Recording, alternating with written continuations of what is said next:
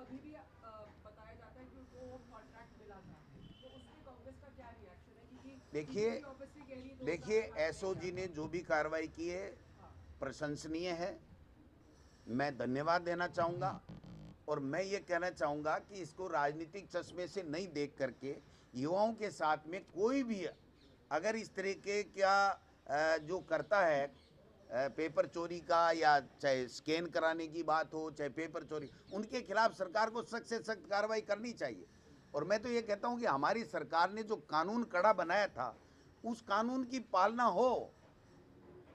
ये कोई राजनीति का विषय नहीं होना चाहिए कि कांग्रेस ने परीक्षा करा दी इसलिए बेईमानी होती रहे तो हम उसको सही बताएं। नहीं, हम सही नहीं बताएंगे।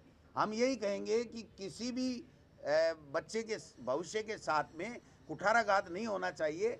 अगर एसओजी ने उन्होंने जैसा बताया कि पकड़ा है तो प्रशंसनीय है उनका काम, हमें किसी को कोई दिक्कत नहीं है, अच्छी बात है। और लिंक में जाना चाहिए। लेकिन मैं एक बात पूछना चाहता हूँ हर्षा जी, आपसे कहना चाहता हूँ कि उनको पूछिए कि आरपीएससी भ्रष्ट है, उन्होंने कहा था। ये जो चयन बोर्ड है ये भ्रष्ट है, उन्होंने कहा था। उन्होंने क्या तब्दीली की 2.25 साल में आरपीएससी में? क्या किया? वही एक रिटायर्ड आईपीएस को हमने बैठाया था, वही एक रिटायर्ड आईपीएस को उन्होंने बैठा दिया।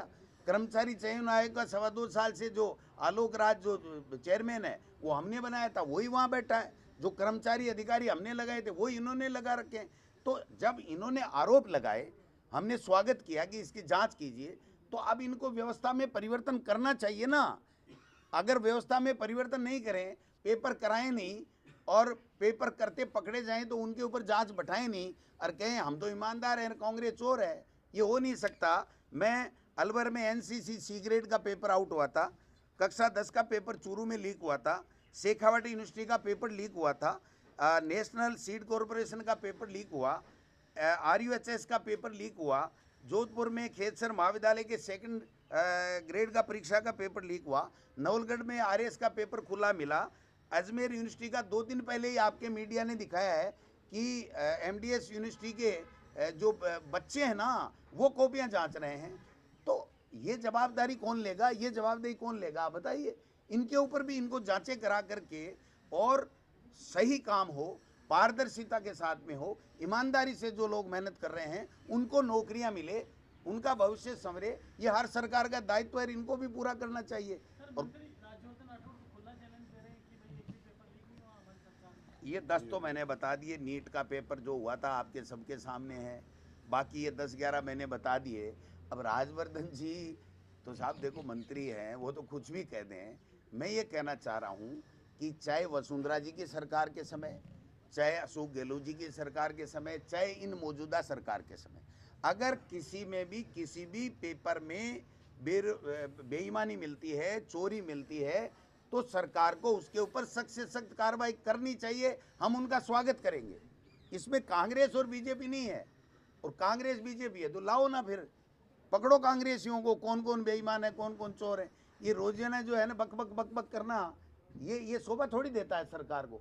सरकार के पास तो सारी सुविधा संसाधन होते हैं, सरकार एजेंसियां होती हैं, उन एजेंसियों को लगाओ कि कौन बेईमान थे जिन्होंने उमर सीट के अंदर मदद की, कौन बेईमान थे।